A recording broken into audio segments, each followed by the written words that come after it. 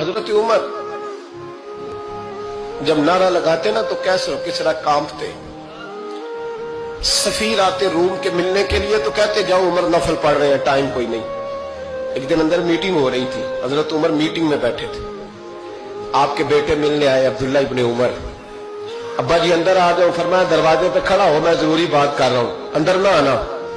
जनाब अब्दुल्ला इब्ने उमर कहते मैं दरवाजे पे खड़ा हो गया। थोड़ी देर गुजरी तो इमाम हुसैन भी आ गए। एक हदीस में, एक रवायत में इमाम हसन का लफ्ज भी है। इमाम हुसैन आए, आके अब्दुल्ला इब्ने उमर से कहने लगे उमर फारूक अंदर है? तो कहा वो अंदर तो है।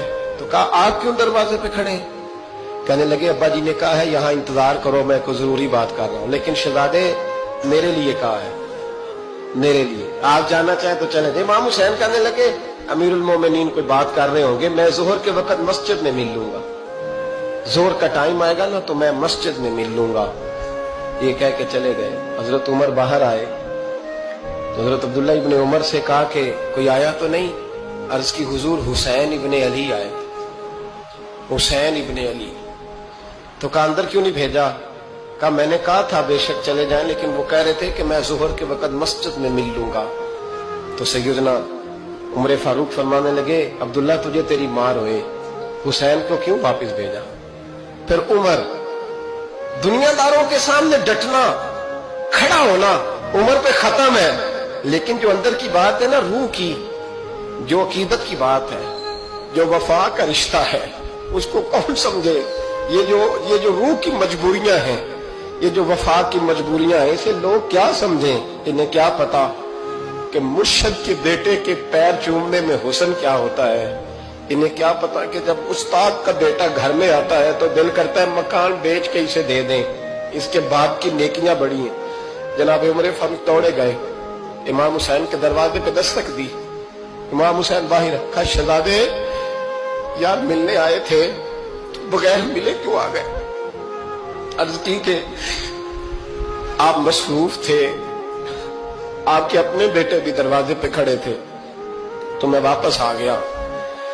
इमाम हुसैन कहते उमर जज्बात में आ गए, सर से पगड़ी गिर गई। कहने लगे हुसैन मेरे बेटे का और हुसैन का क्या मुकाबला? क्या उसकी माँ का नाम फातिमा ज़हरा है?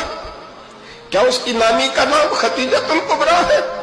क्या उसके नाने का नाम मोहम्मद मुस्तफा है?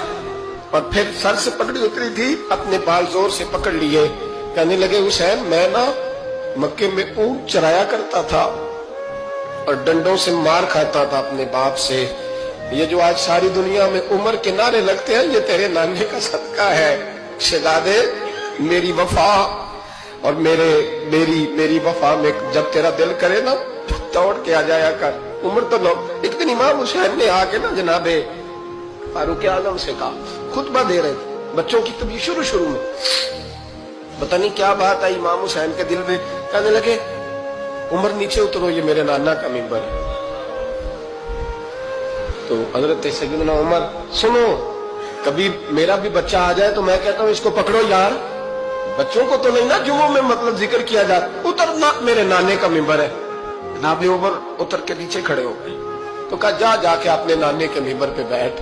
तो हजरत उमर रो पड़े, कहने लगे शहजादे मेरे नाने का मिंबर ही कोई नहीं है ही नहीं, ये मिंबर ये मुसल्ले ये तेरे नाने की शान है, मेरे नाने का कोई मिंबर नहीं, तेरे ही नाने का मिंबर है।